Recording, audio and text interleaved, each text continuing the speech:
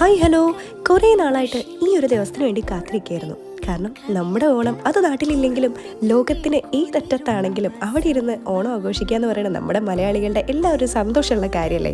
അങ്ങനെ ഒരു സന്തോഷമുള്ള ദിവസത്തിലാണ് ഞങ്ങൾ ഇന്ന് പോകുന്നത്. കറി ഇന്ത്യൻ അസോസിയേഷൻ നടത്തുന്ന ആർപ്പോ 2024 പങ്കെടുക്കുക എന്നുള്ളതായിരുന്നു ഇന്നത്തെ ഞങ്ങളുടെ മെയിൻ ദൗത്യം.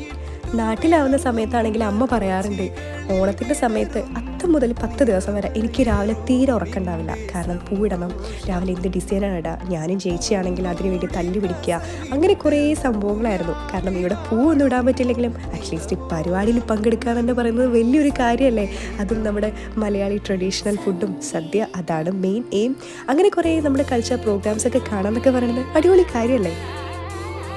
അങ്ങനെ ഇന്നത്തെ ദിവസം സദ്യയും 2 കൂട്ടം പായസവും ഓണത്തിൻ്റെ പ്രോഗ്രാമും അങ്ങനെ കുറേ ആയിട്ട് അടിച്ചു പൊളിച്ചു. അപ്പോൾ എന്തായാലും അടുത്ത വീഡിയോ ആയിട്ട് കാണാം. Okay, by.